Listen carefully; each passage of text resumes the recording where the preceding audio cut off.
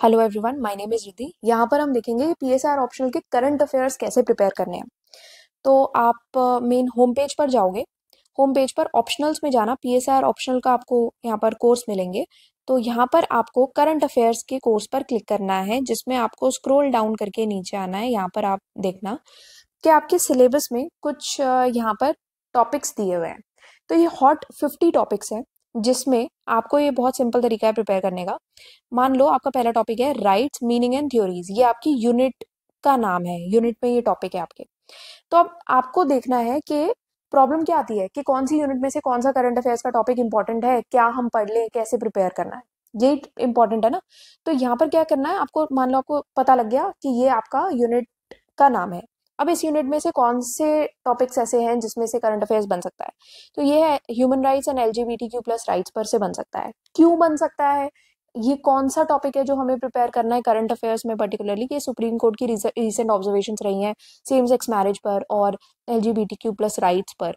इसमें हम related thinkers use कर सकते हैं, जैसे जॉन लॉक के नेचुरल राइट, जूडिथ बटलर उनकी क्यूअर थ्योरी और आइडेंटिटी एंड राइट्स, ये यूज कर सकते हैं। ऐसे ही इक्वालिटी, सोशल, पॉलिटिकल, इकोनॉमिक, ये आपका टॉपिक है, यूनिट का नाम है। ठीक है। अब इस यूनिट में से अफर्मेटिव एक्शन पॉलिसीज में करंट अफेयर्स बन सकता है। क्यों? क्योंकि अभी रिसेंटली सुप्रीम कोर्ट का डिसीजन आया था ईडब्ल्यूएस कोटा पर, और caste based versus economic based reservations के ऊपर डिबेट चलती रहती है, जो एक अच्छा टॉपिक बनता है करंट अफेयर्स का। इसमें आप रिलेटेड थिंकर्स ये यूज कर सकते हो, John Rawls and B R Ambedkar. Okay, तो इस तरीके से आपको बेसिकली अप्रोच करना है अपना ये सारे टॉपिक्स। तो अगर आपके पास खुद टाइम है तो आप ये टॉपिक्स खुद से प्रिपेयर कर सकते हो।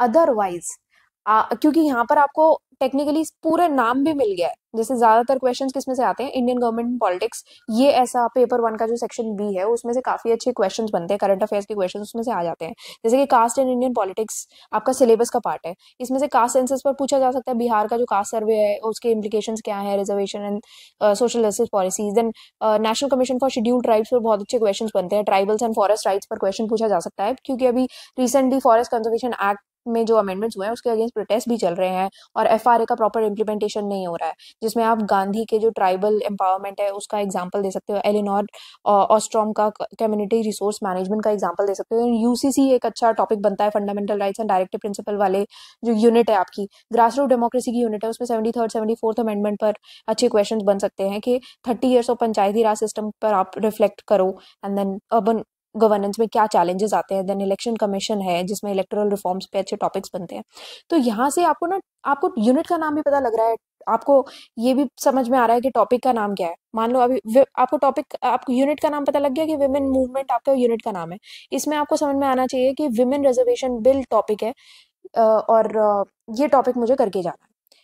क्यों करके जाना है? क्योंकि अभी रिसेंटली न्यूज क्या है इसके ऊपर जो मुझे अभी प्रिपेयर करनी है। करंट अफेयर्स के लिए आपको न्यूज चाहिए ना, जो आपको करंट अफेयर्स प्रिपेयर करना है। तो न्यूज यही है कि नारी शक्ति वंदन अधिनियम पार्लियामेंट में पास हुआ है, जिसमें 33% रिजर्वेशन मिलेगा लेजिस्लेचर में। इसमें साइमन दे बेवर का जेंडर इक्वालिटी का आप रिलेटेड थिंकर्स में एग्जाम्पल देना, अमर्त्या सेन का कैपेबिलिटीज अप्रोच का एग्जाम्पल देना। तो इसमें आपको सब कुछ पता लग गया। आपको पता है कि ये मेरी सिलेबस की यूनिट है, इसमें से इस टॉपिक पर क्वेश्चन पूछा जा सकता है related to current affairs. And क्यों पूछा जा सकता है इसी में से, तो ये करंट अफेयर्स का टॉपिक है जो मुझे टू बी प्रिपेयर, जो प्रिपेयर करके जाना है मुझे। ठीक है। तो बेसिकली सब कुछ आपको पता लग गया। आपको यहाँ से खुद से प्रिपेयर करना है। अब टाइम है तो आप खुद प्रिपेयर कर लो, टाइम नहीं है तो यहाँ पर दिया तो गया है, ये आप परचेज करने का भी कंसिडर कर सकते हो। Climate activism in India prepare करके जाना। सबसे ज्यादा क्वेश्चंस आते हैं दूसरे नंबर पे ये इंटरनेशनल रिलेशंस में से, जो करंट अफेयर्स बेस्ड क्वेश्चंस आते हैं। तो इसमें आपको क्या करना है, यहाँ पर टॉपिक दिए हुए हैं, ग्लोबल रिफ्यूजी क्राइसिस पर क्वेश्चन पूछा जा सकता है, क्योंकि rising number of displace populations हो रही है कॉन्फ्लिक्ट्स और क्लाइमेट चेंज के चलते। देन ब्रिक्स एक्सपेंशन पर क्वेश्चन पूछा जा सकता है, क्योंकि न्यू मेंबर्स ऐड हो रहे हैं जैसे कि UAE, Saudi Arabia. Then India G20 presidency, India Israel relations. इसमें आप कौटिल्या का strategic alliances and Kissinger realpolitik का एग्जांपल देना। इंडिया चाइना बॉर्डर डिस्प्यूट्स बढ़ रहे हैं, उसका एग्जांपल देना यहाँ पर। ये रशिया यूक्रेन वॉर में से 2 बार क्वेश्चन यूपीएससी ऑलरेडी पूछ चुका है, जिसमें आप इंडिया का जो न्यूट्रल स्टैंस है और उसका इम्पैक्ट क्या है एनर्जी सिक्योरिटी एंड डिफेंस पे, वो भी आप उस रिलेटेड में आप बात कर सकते हो यहाँ पर। एंड देन केनेथ वॉल्स का एग्जांपल दे सकते हो नियो लिबरल रियलिज्म का। आफ्टर दैट इंडिया का क्या रोल है यूएनएससी रिफॉर्म में, इंडिया श्रीलंका रिलेशंस है, ईयू क्लाइमेट एग्रीमेंट है। एक मैं आपको एग्जांपल दे देती हूँ, डेमो कंटेंट के तौर पे भी आप देख लेना।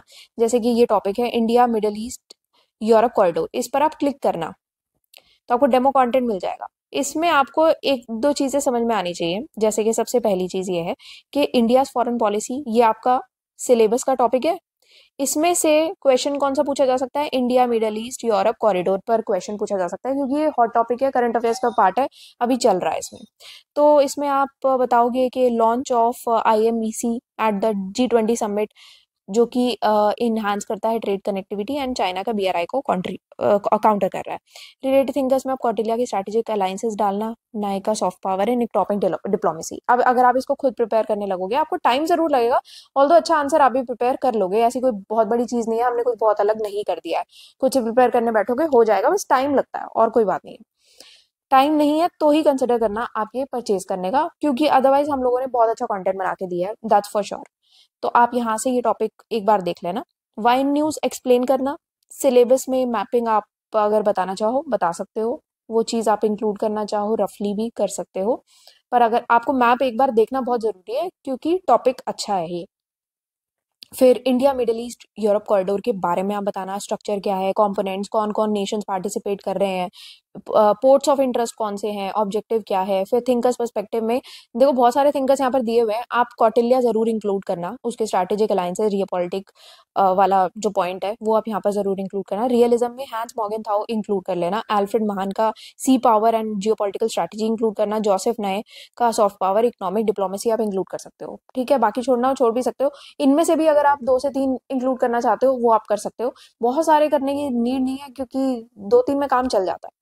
फिर जियो political economic implications of IMEC में जियो पॉलिटिकल इम्प्लीकेशंस आप अलग से इंक्लूड करना, अलग अलग पॉइंटर्स हैं यहाँ पर, आप आराम से पढ़ सकते हो, इसको ब्लॉग्स में जाके आप देख लेना, ये टॉपिक दिया हुआ है। And after that economic implications आप अलग से इंक्लूड करना, एक्सप्लेन करना, चैलेंजेस यहाँ पर आपको इंक्लूड करने हैं, सिग्निफिकेंस आपको बताना है, इंडियन पर्सपेक्टिव में बताना है क्योंकि पूरा क्वेश्चन ही इंडियन पर्सपेक्टिव के इर्द गिर्द रिवॉल्व कर रहा है। देन वे फॉरवर्ड पे आप इसको एंड करोगे।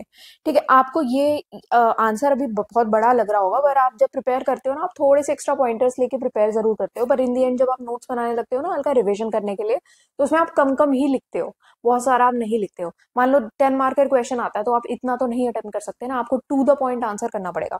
बट आपको ये पता लग गया कि आपको इस तरीके से प्रिपेयर करना है, ये आपके करंट अफेयर्स का पूरा पूरा टॉपिक है, पूरा कॉन्टेंट है, यही आपको आगे चलाना है और इस तरीके से आपको प्रिपेयर करना है। इसमें अगर कोई भी क्वेश्चन है, कोई भी डाउट है तो आप वो पूछ सकते हैं।